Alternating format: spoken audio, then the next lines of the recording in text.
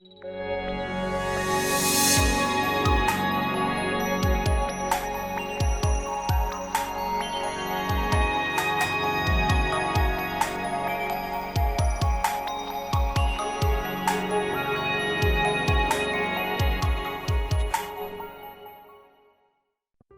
Cafe 7 में सुनते हैं कहानी बहुत अच्छे लोग। लेखिका हैं स्वप्ना सिंह। दीदी का घर बहुत भरा हुआ था। दोनों चाची गुड़गांव आ गई थी। नीलू के दोनों छोटे बच्चे, भाई की बीवी, उसके बच्चे, दीदी की दोनों सहेलियां जो दिल्ली में थीं, पर 2 दिन के लिए दीदी के पास गुड़गांव आ गई थी। अब इतने सारे लोगों के रहते घर भरा भरा सा ही लग रहा था। शुक्र था सब मायके पक्ष वाले ही थे। सिर्फ दीदी की बड़ी जेठानी ही थीं, पर वो भी हम लोगों में ही मिल गई थी। दीदी की मंझली जेठानी पूनम दीदी का सामंजस्य हर कहीं नहीं बैठता था। दादा कमिश्नर थे और स्वयं वो आईएएस के खानदान की थी। कहते हैं उनके परिवार में 12 आईएएस हैं। उनके पापा, उनके भाई, भाभी, बहनें सभी आईएएस। सिर्फ पूनम दीदी ही रह गई थी आईएएस बनने से। उनके यहाँ कोई बच्चा भी नहीं था। फ्रस्ट्रेशन में खाकर मोटी इतनी हो गई थी कि उठना बैठना मुहाल, और ऊपर से गजब की मूडी थी। जब कभी दीदी के पास जाना होता, एक दिन पूनम दीदी के पास जाने का प्रोग्राम जरूर बनता। वो दिन खूब भारी होकर बीतता। उनका एरिस्टोक्रेट रख रखाव और एलिट व्यवहार हम सब पर एक अव्यक्त तनाव पसरा रहता। हम अपने उठते बैठते, बतियाते, चाय नाश्ता खाने पीने में अतिरिक्त सावधानी बरतते, यहाँ तक कि सांस लेने और थूक गटकने में भी। हालांकि पूनम दीदी हमसे हमेशा बड़े प्यार से मिलती, हम कंफर्टेबल फील करें इसका भी ख्याल रखती। ये हमारी अपनी ही कमजोरी थी कि हम कभी उनसे खुल नहीं पाए। दीदी की इकलौती ननद भी एक नक्चड़ी थी। उनके पतिदेव आईजी थे। उनकी पटरी छोटे भाई से ज्यादा बड़े दादा से थी, सो वो भी वहीं रुकी थी। दोनों ननद भाभी दिल्ली से दोपहर तक आती और देर रात वापस चली जाती। दीदी ने अखंड रामायण का पाठ रखवाया था। उनका बड़ा बेटा बाबू आईआईटी कानपुर में सेलेक्ट हो गया था। इस खुशी के लिए ईश्वर का आभार व्यक्त करने का यह तरीका सबको पसंद आया था। इसी बहाने एक थोड़ा सा फैमिली गेट टुगेदर भी हो गया। सबसे मिल ली थी, पर मुझे सबसे ज्यादा इंतजार था लवी का। बैठकी वाले दिन वो नहीं आ पाई थी। फोन करके दीदी से माफी मांगी थी उसने। मामी कुछ विदेशी क्लाइंट आए हैं, उन्हें एंटरटेन करना है, मैं कल सुबह ही आ जाऊंगी। कोई बात नहीं बच्चे, दीदी की आवाज थी। मैं भी लवी से मिलने को बेताब थी। 3 साल पहले मिली थी उससे। इतनी प्यारी सी लड़की और ऐसी खराब किस्मत। दीदी की ननद की बेटी थी लवी। सिर्फ 17 की उम्र में उसने लव मैरिज कर ली थी। उसे इतना तो समझाया था सबने, पर वो तो अड़ी थी सुमित से शादी करने को। वैसे सुमित में कोई कमी भी नहीं थी। बड़ी कंपनी में इंजीनियर था, अच्छी सैलरी, लंबा खूबसूरत जवान, माँ और छोटा भाई, सिर्फ इतना सा परिवार। पर वीना दीदी को वो कहीं से भी अपने स्तर का नहीं लगा था। पर बेटी के जिद के आगे वो लाचार थी। विवाह हो गया था। लवी खूब खुश थी अपने प्यार को पाकर। सुमित और उसका परिवार बेहद सुसंस्कृत और समझदार था।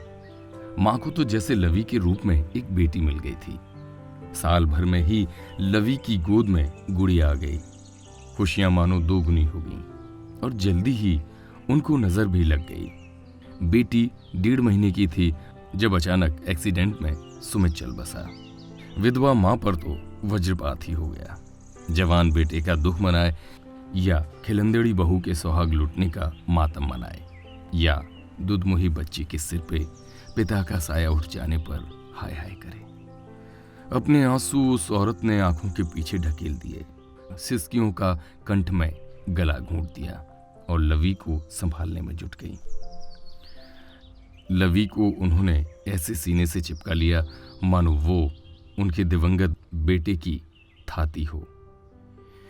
वीना दीदी और जीजा जी अपनी इकलौती बेटी के इस दुर्भाग्य से शॉक्ड हो गए थे। छोटा भाई अमित अपने दोस्त सरीखे बड़े भाई के जाने का दुख भी नहीं मना पाया पूरी तौर पर। सारी क्रियाएं निपटाने के बाद उसे सुमित के कागज पत्रों को संभालना निपटाना पड़ा। लवी ना ही इतनी शिक्षित थी कि सुमित की कंपनी उसे जॉब दे पाती, ना ही सुमित की नौकरी ही इतनी ज्यादा दिन की थी कि उसका पीएफ की ग्रेच्युटी वगैरह की राशि बहुत होती। फिर भी सुमित का सारा पैसा लवी के नाम कराकर अमित ने संतोष का अनुभव किया। वीना दीदी और जीजा जी लवी को एक पल भी वहां नहीं रहने देना चाहते थे। क्रियाकर्म के दूसरे दिन ही लवी और गुड़िया को अपने साथ ले आए। लवी की सासू मां ने सिर्फ इतना ही कहा, बहन जी ये घर लवी का भी है, हमारा दुख साझा है, हम मिलकर इस दुख को सहेंगे। पर वीना दीदी ने एक ना सुनी, बल्कि शायद उन्होंने लवी की सास को कुछ कड़े शब्द भी कहे और लवी की दूसरी शादी करवा दूंगी, यहां सड़ने को नहीं छोड़ूंगी, अभी हम लोग हैं इसकी फिक्र करने को, ऐसे कुछ शब्द कहे थे। बेचारी दुखी मां ने प्रत्युत्तर में सिर्फ इतना कहा था, लवी के भले के लिए आप लोग जो भी करेंगे उसमें मेरी पूरी सहमति है। वीना दीदी ने मुंह बिचकाया था और लवी और गुड़िया के साथ लवी के शादी में दिए सारे जेवर, उसकी साड़ियां, सुमित के सारे पेपर सब समेट लाई थी। जीजा जी ने दबे स्वर में आपत्ति भी की थी, ये सब करने की क्या जरूरत है, ये लोग कोई लवी के दुश्मन तो नहीं है। पर वीना दीदी भी क्या करती, बेटे की मरते ही बहू को दुल्हन समझने वाले बहू तेरे ससुराल वालों के किस्से देखे सुने थे उन्होंने। अपनी इकलौती बेटी को वो इस जहन्नुम में नहीं छोड़ सकती थी। फिर था भी क्या वहां, न धन दौलत, न जमीन जायदाद, केवल लड़का भर था, वो भी नहीं रहा। उन्हें तो यूं भी लवी की ससुराल शुरू से ही नहीं पसंद थी। क्या लवी के लिए उन्होंने ऐसे घर द्वार की कामना ही की थी? अरे इकलौती बेटी थी, खूबसूरत, कॉन्वेंट शिक्षिता, आईएएस से कम जमाता उतारने का सोचा भी नहीं था। लवी आ तो गई मम्मी के साथ, पर जल्द ही उसे मम्मी के व्यवहार से अपनी गलती समझ में आ गई। वीना दीदी हर किसी के सामने लवी के दुर्भाग्य की कहानी लेकर बैठ जाती, कभी प्रत्यक्ष और कभी अप्रत्यक्ष रूप से इस सब का जिम्मेदार लवी को ठहराती। लवी की उम्र की लड़कियां पढ़ रही हैं, करियर बना रही हैं और इस स्टूपिड ने प्रेम विवाह करके अपने पांव पर कुल्हाड़ी मार ली और उस पर से बच्चा भी हो गया। उनके हिसाब से लवी की लाइफ बिल्कुल खराब हो गई थी। अब कैसे भी करके इसकी शादी हो जाए तो गंगा नहाए। आखिरकार पीसीएस अधिकारी डॉक्टर ओम प्रकाश से बात बनती दिख रही थी। 45 वर्षीय प्रकाश विधुर थे। पत्नी का 2 वर्ष पहले रोड एक्सीडेंट में देहांत हो गया था। 2 बच्चे थे, 10 और 15 वर्ष के। वे लवी से विवाह को राजी थे, पर गुड़िया को लेकर दुविधा में थे। वीना दीदी ने उनकी इस दुविधा का निराकरण ये कहकर कर दिया कि गुड़िया को वो रख लेंगी, पर कैसे भी करके लवी तैयार नहीं थी इस रिश्ते के लिए। महज 18 वर्ष की उम्र थी उसकी। 45 वर्ष के प्रौढ़ व्यक्ति से विवाह किस लिए? क्या वो इतनी भार हो गई है अपने माता पिता के लिए? फिर सुमित की जगह और किसी को रख पाएगी, और सुमित की निशानी गुड़िया, उससे भी दूर करने की साजिश। उसे इस जंजाल से निकालने का एक ही रास्ता नजर आया और उसने सास को फोन लगा दिया। अगले ही दिन सास अमित के साथ आ गई। वीना दीदी और जीजा जी दोनों हतप्रभ रह गए। अरे आप अचानक? मैंने बुलाया है इन्हें, लवी ने स्पष्ट किया था। मुझे अपने घर जाना है। क्या पागल हो गई हो क्या? जरूर इन लोगों ने बहकाया है तुम्हें। नहीं मम्मी, मुझे किसी ने नहीं बहकाया, बस मुझे जाना है। फिर वीना दीदी और जीजा जी के लाख कहने पर भी लवी रुकी नहीं। जिद्दी तो वो थी ही। सास ने उसे और गुड़िया को अपने बेटे की थाती समझकर छाती से लगा लिया था। कुछ दिन बाद सास ने लवी को अपने पास बुलाकर उसकी दूसरी शादी की बात छेड़ दी थी। बेटा, तुम्हारे सामने पूरी जिंदगी पड़ी है। तुम्हारे पापा मम्मी से मैं भी सहमत हूं।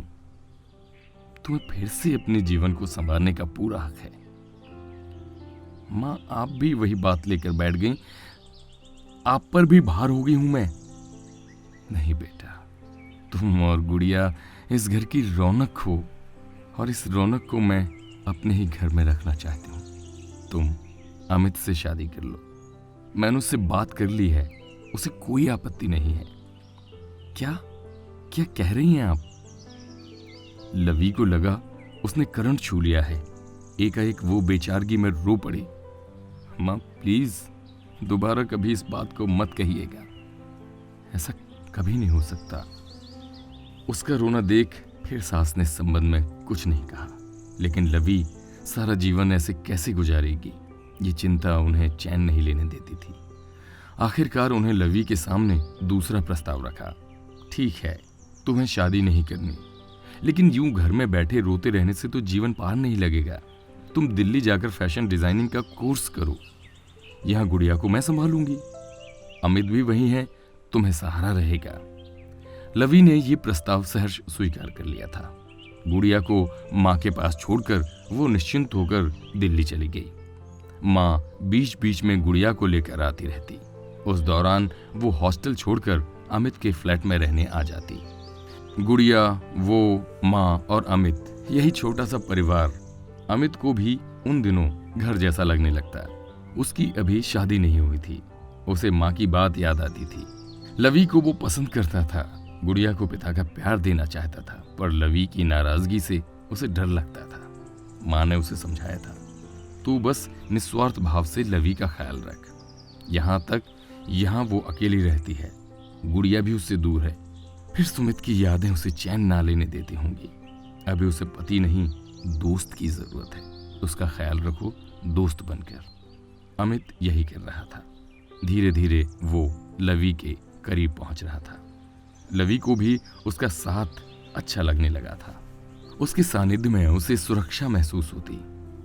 कैसी भी प्रॉब्लम हो, अमित चुटकियों में हल कर देता। फिर भी लवी का दिल उसे सुमित की जगह देने को गवारा नहीं करता। वक्त धीरे धीरे गुजर रहा था। लवी ने कोर्स खत्म कर एक स्थापित फैशन डिजाइनर के पास कुछ दिन काम किया और फिर अपना स्टोर खोल लिया। इस बार जब वो और अमित पटना गए तो लवी ने ही अमित की शादी की बात छेड़ी। आखिर अमित शादी कब करेगा? अगर उसकी वजह से अब तक रुका है तो वो भी सेटल हो गई है, गुड़िया की जिम्मेदारी निभा सकती है। पर उसने तो साफ कर दिया है उसे शादी नहीं करनी। क्यों मां? लवी ने हैरानी से पूछा था। तुम जानती हो वो तुम्हें पसंद करता है बेटा। तुम और गुड़िया यही उसकी जिंदगी है। पर मां, लवी ने महसूस किया कि उसके प्रतिवाद में पहले जैसा जोर नहीं रह गया था। मां समझ गई थी बर्फ पिघल रही है। सुमित के स्वर्गवास के पूरे 16 बरस बाद अमित और लवी का विवाह हुआ था। मैं लवी के बारे में ही सोच रही थी कि अचानक दीदी की आवाज से चौंकी थी। लवी आ गई। मैं भी हड़बड़ाकर द्वार की ओर भागी। लवी ही थी, साथ में उसकी बहन सी लगती उससे भी लंबी गुड़िया और गुड़िया की गोद में 8 महीने का आशु, अमित और लवी का बेटा। लवी के पीछे पीछे उसकी सास और अमित भी थे। दीदी बड़े प्यार से उन लोगों का स्वागत कर रही थी और मैं चमत्कृत सी खड़ी सोच रही थी, दुनिया में अच्छे लोग अभी भी हैं। अच्छे नहीं, शायद बहुत अच्छे हैं ये लोग। तो ये थी कहानी बहुत अच्छे लोग। लेखिका थी सपना सिंह। ये कहानी आपको कैसी लगी हमें लिखकर जरूर बताएं। अगर आपने इस चैनल को सब्सक्राइब नहीं किया है तो तुरंत इस चैनल को सब्सक्राइब करें, लाइक करें और अपने दोस्तों में शेयर करना बिल्कुल ना भूलें। खूब खुश रहें, अपना ध्यान रखें।